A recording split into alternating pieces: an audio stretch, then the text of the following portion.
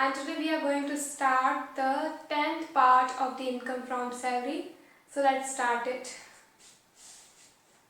So guys, today जैसे कि मैंने आपसे बोला था कि मैं कुछ इम्पोर्टेंट टर्म्स जो कि हमारे लास्ट क्वेश्चन और जो टॉपिक पढ़ा था उसमें काम आ रही थी, तो मैंने बोला था कि मैं आपसे नेक्स्ट वीडियो में जो है वो शेयर करूँगी।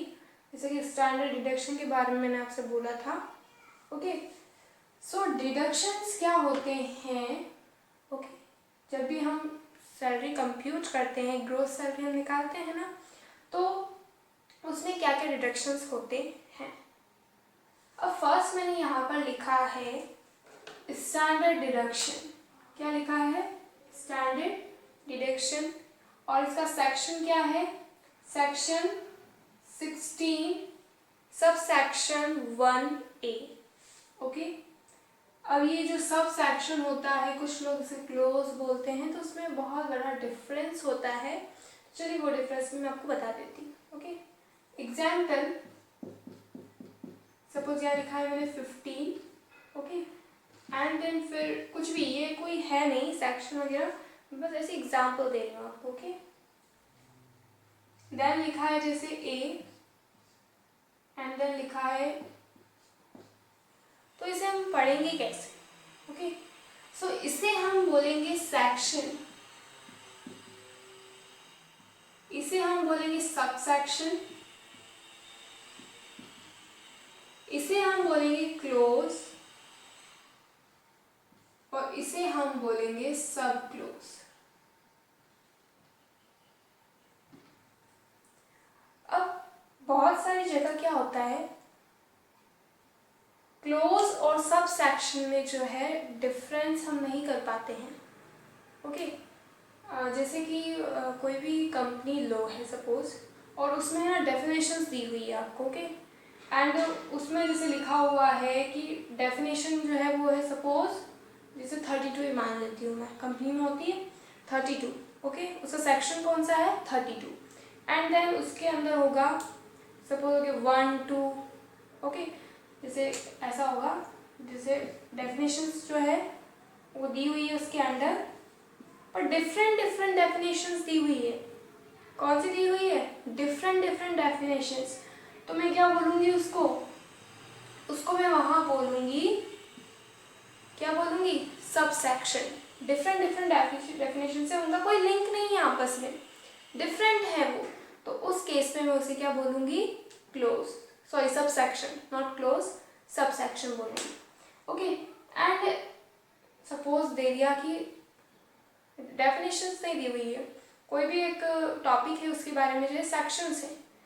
ओके, तो देन जो है उसे मैं क्या बोलूँगी? क्लोज, क्योंकि सारी बातें जो हैं इंटर रिलेटेड हैं, तो वो क्या हो जाएंगी मेरे लिए? क्लोज। और सब सेक्शन की एक और बात होती है कि सब सेक्शन जो है ओनली बस सब सेक्शन लिखा होता है, उसके अलावा कोई बेस लाइन नहीं दी होती है, मतलब कि उसके आगे कोई कुछ लिखा हुआ नहीं होता है। ओके, सो वो क्या हो जाएगा? Sub section. एंड अगर क्लोज है तो उसके आगे जो है बेस लाइन, या कोई भी बेस लाइन का मतलब है कुछ भी लिखा होगा। Okay, that is what.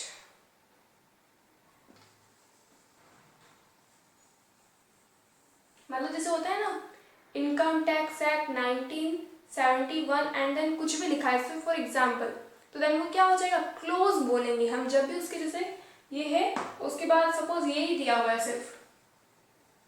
Okay, सो ये क्या हो जाएगा? वहाँ पर क्लोज हो जाएगा, सब सेक्शन नहीं होगा क्योंकि बेस लाइन प्रोवाइड है।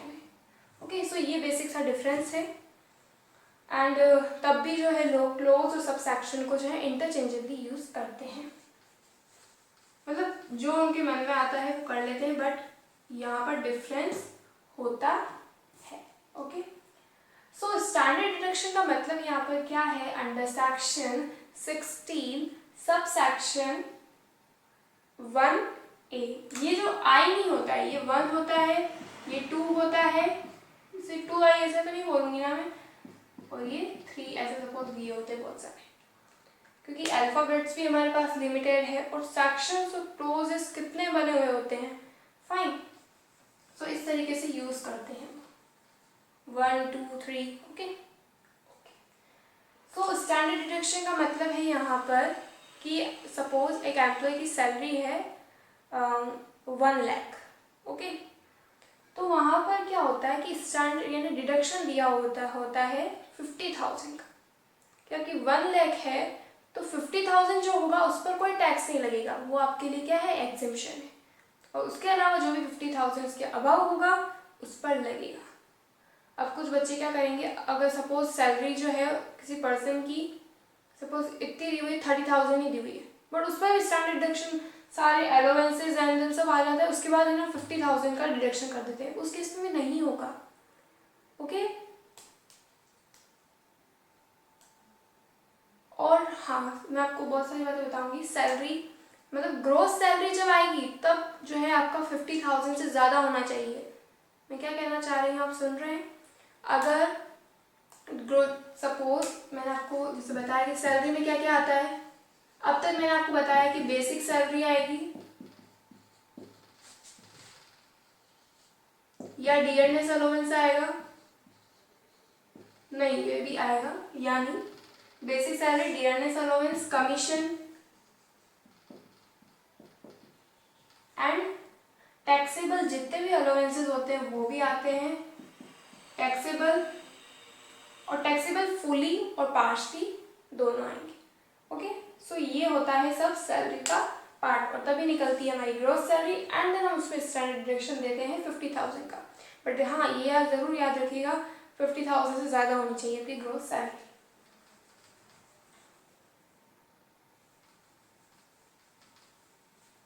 ओके। सो ये था सिंपल सा स्टैंडर्ड डिडक्शन। देन आता है एंटरटेनमेंट अलाउंस। एंटरटेनमेंट अलाउंस क्या है, कोई भी जो है एम्प्लॉय है, एम्प्लॉय कस्टमर्स जो है उन्हें जो एंटरटेन कर रहा है, सो उसका एक अलाउंस होता है, ओके। वो होता है एंटरटेनमेंट अलाउंस। या फिर कुछ भी सपोज कंपनी ने ही एम्प्लॉय को प्रोवाइड किए हैं कुछ एंटरटेनमेंट के जो है, कुछ भी इवेंट ऑर्गेनाइज किया है, कुछ भी किया है, तो वो भी क्या होता है, एंटरटेनमेंट अलाउंस। अब इसमें जो है कुछ रूल्स होते हैं। इसमें अगर एम्प्लॉयर ने कोई भी अमाउंट जो है प्रीवियस ईयर पे किया है, या तो वो या 1/5 ऑफ सैलरी, ओके, या 5,000, जो भी सुटेबल होगा, ओके। एंड देन नेक्स्ट आता है हमारा employment tax, article 276 and subsection 2। So that is employment tax. Employment tax क्या होगा, आप कहीं भी एम्प्लॉय हैं या फिर आप एक प्रोफेशनल हैं, आप अपना खुद का एक प्रोफेशन करते हैं, तो आपको वो प्रोफेशन करने के लिए या फिर वो एम्प्लॉयमेंट करने के लिए भी एक टैक्स पे करना पड़ेगा, that is called employment tax. Then आते हैं पर्क्विसाइट्स एंड पर्क्स, बहुत सुना होगा आपने। ये होता है पर्क्विसाइट्स और पर्क्स का मतलब होता है कि जब भी कोई कंपनी अपने एम्प्लॉयज को कोई भी फैसिलिटी या बेनिफिट्स प्रोवाइड करती है तो उसे हम बोलते हैं पर्क्विसाइट्स एंड पर्क्स, ओके। एक तरह से हम बोल सकते हैं एन्युटीज भी, okay. Taxable for all employees. अब पर्क्विसाइट्स और पर्क्स जो होते हैं, कुछ ऐसे जो है पर्क्स और पर्क्विसाइट्स होते हैं जो कि सारे एम्प्लॉयज के लिए टैक्सेबल होते हैं। तो कौन कौन से होते हैं, चलिए देखते हैं। रेंट फ्री या concessional rent free accommodation, furnished और नॉन फर्निश्ड दोनों के लिए टैक्सेबल है।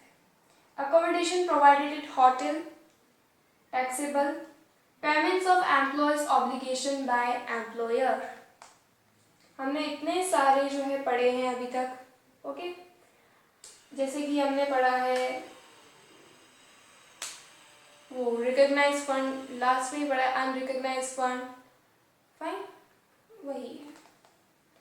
And then next premium paid by employer like life insurance policy.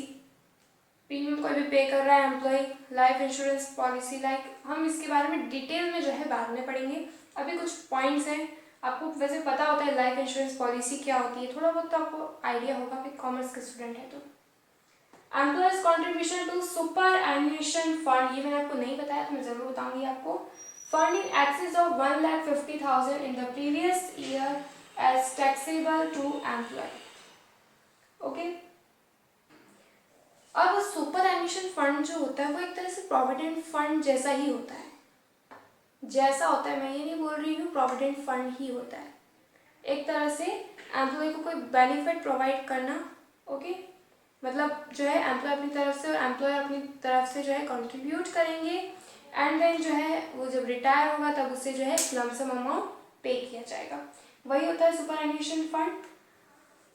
1,50,000 के ऊपर जो होता है वो टैक्सेबल होता है, ये आपको बात याद रखनी है। 1,50,000 तक कोई टैक्स नहीं पे करना पड़ता है, दैट इज व्हाट। ओके, तो ये थे सब perquisites and perks and the deductions. तो चलिए अब मैंने जो है आपको वीडियो के स्टार्टिंग में क्वेश्चन प्रोवाइड किया है वो करते हैं।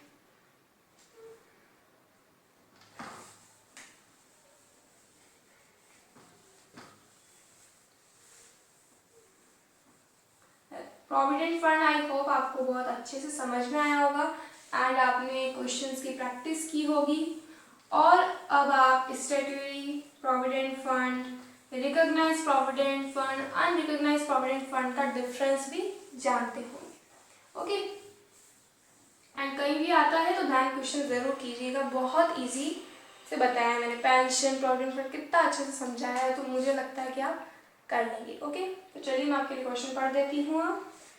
Raman is appointed with RBD Limited and ABD Limited as salesman on part-time basis.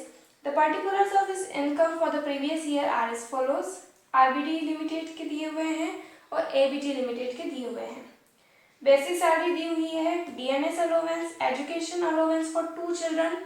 2 children का कितना होता है 100। Okay, 100 per month.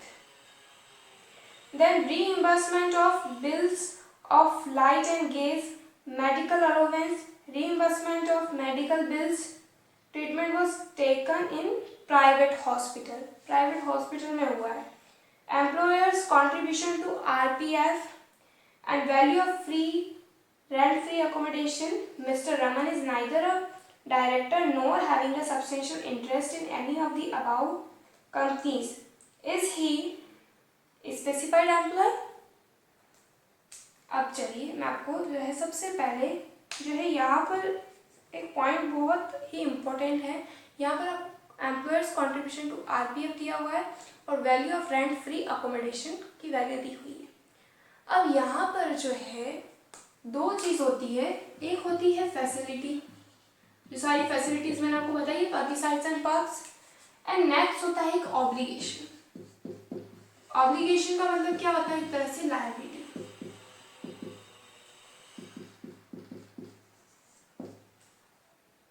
जब हम यहाँ पर ये इंफॉर्मेशन दी हुई होगी और हमें जो है ग्रोस सैलरी यहाँ पर फाइंड करनी होगी, तो देन जो ये ऑब्लिगेशंस होती है ये यहाँ पर क्या होती है, नॉन मॉनेटरी आइटम्स है, ऑब्लिगेशंस हैं ये, and facilities are monetary items.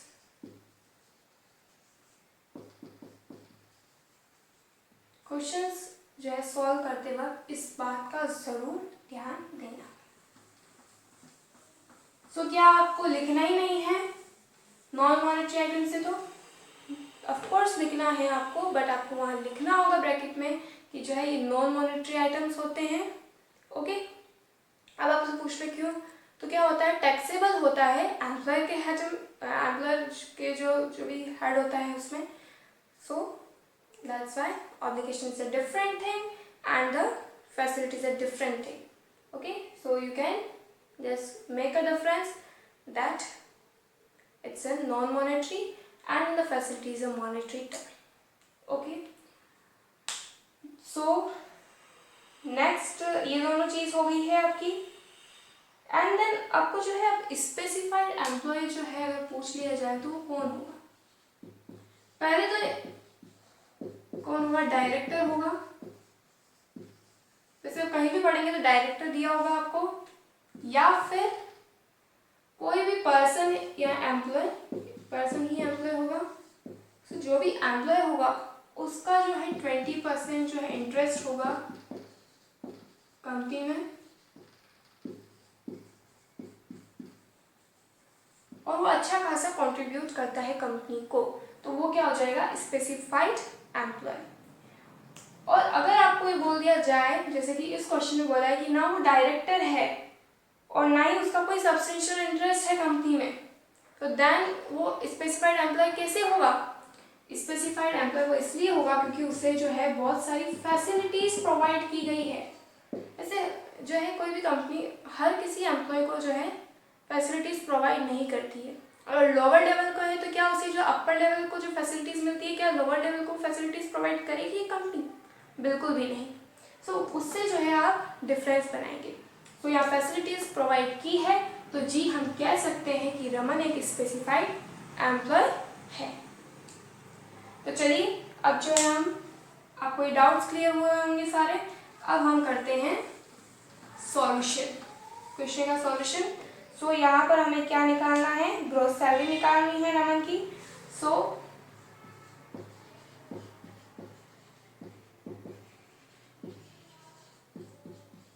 computation of taxable, 1 minute. Okay, taxable cash of Mr. Raman, taxable amount। हाँ, एक और बात बता देती हूँ मैं, पर्किसाइड्स जो हैं, कैश से मुझे याद आया, पर्किसाइड्स जो है काइंड में भी हो सकती है और कैश में भी हो सकती है, जरूरी नहीं है कि वो हर वक्त जो है कैश में हो। Okay, for assessment year 2020-21। Firstly अपना कैलकुलेटर जो है जरूर अपने साथ रखें। ओके, पर्टिकुलर्स अमाउंट लिख दीजिएगा। फर्स्ट इंफॉर्मेशन हमें दी हुई है बेसिक सैलरी, सॉरी दो हेड्स हैं यहाँ पर, एक है एबीडी, फर्स्ट क्या है आरबीडी, फर्स्ट है आरबीडी देन एबीडी। यहाँ आ जाएगा particulars 50,000। Okay, 50,000 plus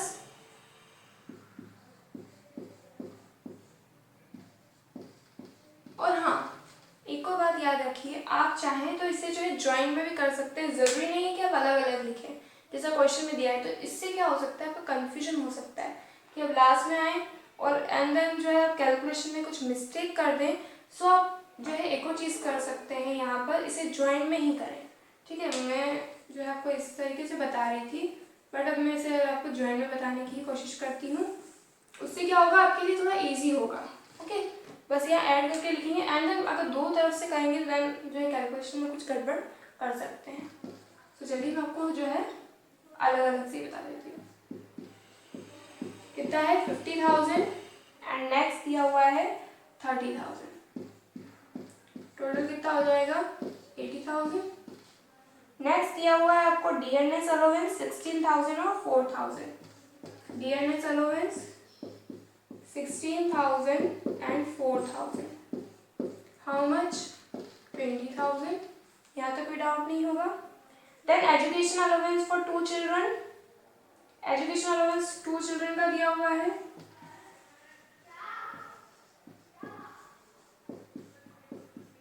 education allowance 3,000 दिया हुआ है, एक का आरबीडी का दिया हुआ है। अब यहाँ पर मैंने आपको एग्जाम्पशन समझाया था अच्छे से एग्जाम्पल देकर, एग्जाम्पशन कितना हो जाएगा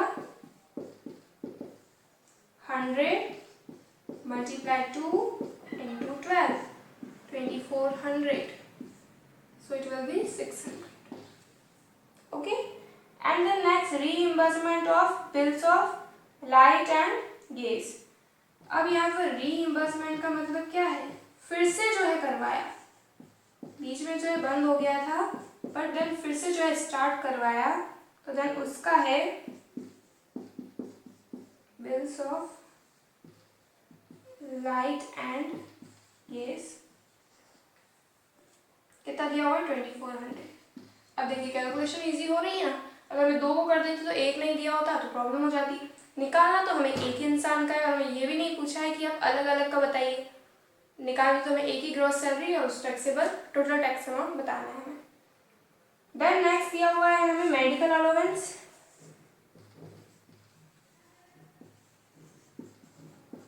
कितना दिया हुआ है मेडिकल अलाउंस?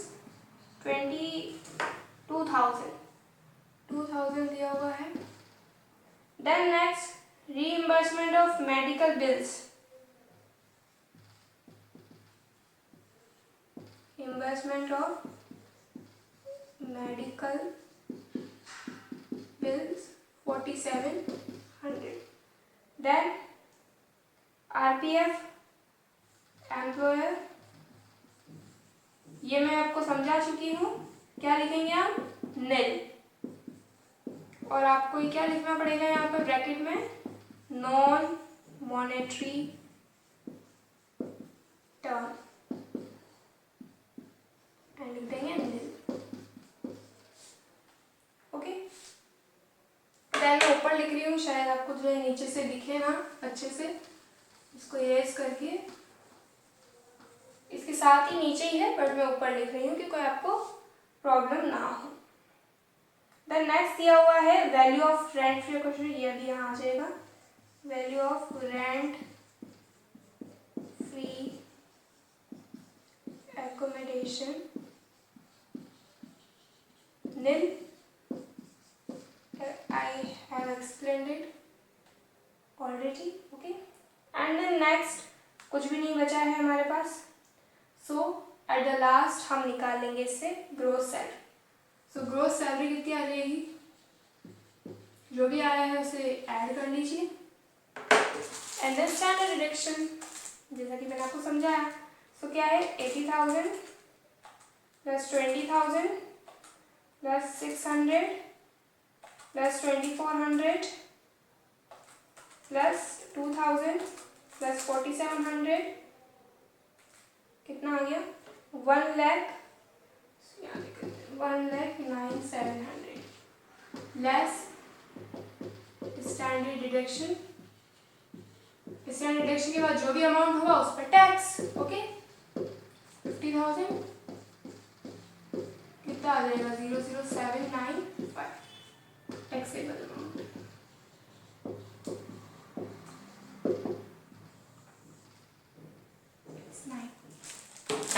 आई होप यहाँ तक आपको कोई भी डाउट नहीं होगा। कितना इजी था, ये पॉइंट जरूर याद रखिए आप अच्छे से। कुछ इसमें कोई इसका इतना बड़ा कुछ था नहीं कि आप बहुत कंफ्यूज हो जाए। ओके, सो ये था आज का क्लास हमारा। और अगर आपको ये क्लास आज का अच्छा लगा हो तो प्लीज़ मेरे चैनल को लाइक करें, शेयर करें और अपने फ्रेंड्स को ज़रूर शेयर करें। मेरे जो वीडियोस हैं मे भी उन्हें जो है बेनिफिट हो सके इससे। और अगर आपके कोई डाउट्स है तो प्लीज़ कमेंट में ज़रूर बताएं और मेरे चैनल को सब्सक्राइब करना भी ना भूलें। Thank you.